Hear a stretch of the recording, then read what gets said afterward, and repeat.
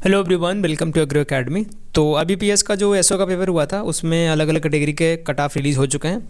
और अभी PS FO की बात करेंगे तो प्री का जो पेपर हुआ था दिसंबर में, तो उसका अभी कट ऑफ निकाल दिया है इन्होंने और स्कोर कार्ड भी रिलीज़ कर दिया है। अगर आपने नहीं चेक किया तो डिस्क्रिप्शन में लिंक है, वहाँ पे जाके अपना स्कोर कार्ड चेक कर सकते हैं। तो अभी के समय पर हम बात करने वाले हैं मेन कट ऑफ के बारे में, ठीक है। तो बहुत ही अनएक्सपेक्टेड और हर साल का इन्होंने रिकॉर्ड तोड़ दिया है 2-3 सालों का। आप देख सकते हैं जो आपका ओवरऑल कट ऑफ गया है 36.88, ओबीसी और जनरल दोनों का सेम है। तो इसकी वजह से अभी जिनकी तैयारी बहुत ही अच्छी थी मेंस उनका रह गया है, क्योंकि बहुत सारे जो स्टूडेंट रहते हैं रिपीटर होते हैं वो उतना ध्यान देते नहीं है प्री पे, ठीक है। और उनको लगता है कि भाई वही 20 से लेकर 25 के बीच में कट ऑफ जाएगा और आराम से वो उतना करके आएंगे और मेंस में अपीयर करेंगे, ठीक है। तो अभी IBPS सबको चौंकाया है अपने कट ऑफ की वजह से, और बहुत सारे बच्चों का जो रह गया है प्री, ठीक है, जिनकी बहुत ही अच्छी मेंस में तैयारी चल रही थी, 2-2 साल से अभी मेंस तैयार कर रहे थे, उनका भी प्री नहीं हुआ है। तो आप समझ सकते हैं क्या कारण है। सेक्शनल कोई कट ऑफ मायने नहीं रखता है। अगर आप सेक्शनल कट ऑफ भी क्लियर कर लेते हैं, अगर आप ये नहीं क्लियर कर पाते हैं 36.88, तो आप फिर भी अनक्वालिफाइड रहेंगे इसके लिए, ठीक है। तो बहुत सारे लोगों का अभी 0.5 मार्क्स से भी रह गया। ऐसे ऐसे बच्चे हैं पॉइंट के मार्क्स से भी प्री नहीं निकला उनका, और मेंस की बहुत तगड़ी तैयारी चल रही थी उनकी। तो अभी जो आगे तैयारी करने वाले हैं तो आपको इसका अंदाज़ा लेकर ही तैयारी करनी पड़ेगी।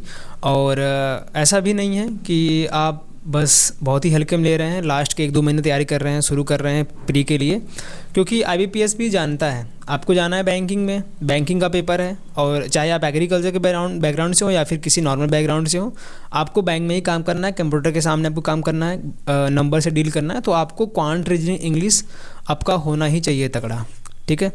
तो इसके लिए क्या करना है भैया, आपको डेली न्यूज़पेपर पढ़ने ही पढ़ने हैं, समझ गए। 25 नंबर का पेपर आता है, उसमें कम से कम 50% मार्क्स स्कोर करिए, तब जाके आप मतलब कि ये दावा कर सकते हैं कि हाँ मैं निकाल सकता हूँ, क्योंकि उसके सिवाय कोई पर्याय नहीं है आपके पास। और जब IBPS ही इतना कट ऑफ ऐसे रख रहा है तो आपको बहुत ही सीरियस होकर शुरुआत से ही पढ़ाई करनी पड़ेगी प्री के लिए।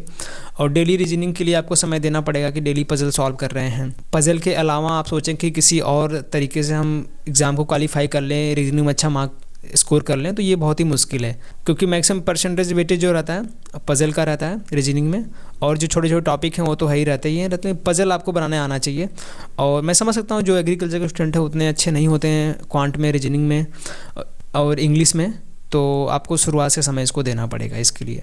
तो रीजनिंग के लिए आपको डेली पजल बनाने के लिए समय देना पड़ेगा। डेली 2-3 पजल सॉल्व कीजिए, अलग अलग कैटेगरी के सॉल्व कीजिए जितने भी कैटेगरी आ चुके हैं। और इस बार का जो पेपर आप देखेंगे प्री का, तो वो कोई हल्का पेपर नहीं था कि इन्होंने कट ऑफ बढ़ा दिया, वो PO के मेंस के लेवल का पेपर था, ठीक है।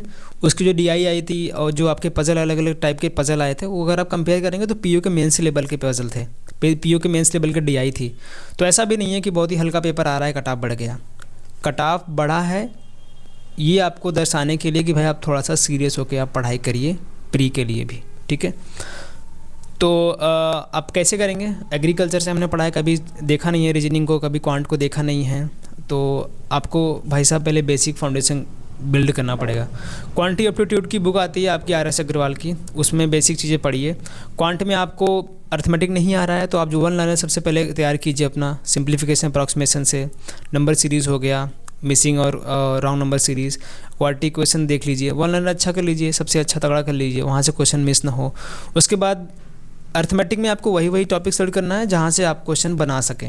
ये नहीं कि सारे मिक्सचर एलिगेशन लेके बैठ गए हैं, एवरेज लेके बैठ गए हैं, आपको समझ नहीं आ रहा है क्या करना है।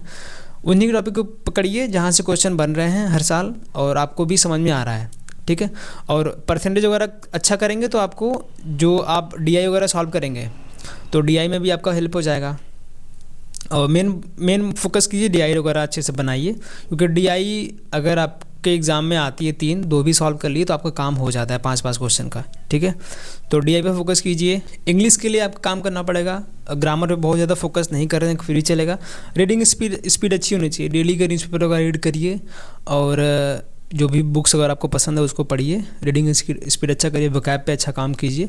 बहुत सारे अच्छे अच्छे चैनल हैं यूट्यूब पे फ्री में, वो लेक्चर आपको दे देते हैं।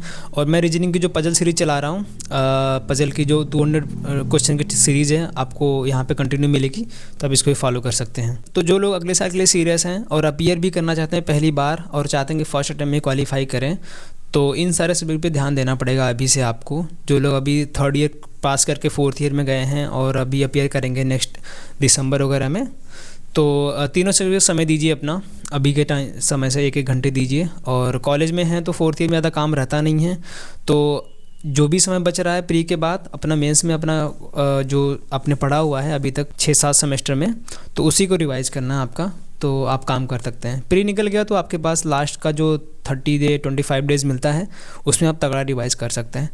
तो इस कट आपको ध्यान में रख के अपनी तैयारी कीजिए और इस चैनल को फॉलो कर लीजिए। यहाँ पे आपको बहुत सारे अपडेट वगैरह मिलते हैं और जो भी क्लासेस वगैरह रहेंगे मैं फ्री में डालता रहता हूँ, वहाँ पे आपको मिलते रहेंगे। और टेलीग्राम पे जुड़ जाइए, वहाँ पे आपको PDF वगैरह बुक्स वगैरह के मिल जाएंगे। ठीक है, सो थैंक्स फॉर वॉचिंग, मिलेंगे नेक्स्ट क्लास में, तो के लिए धन्यवाद।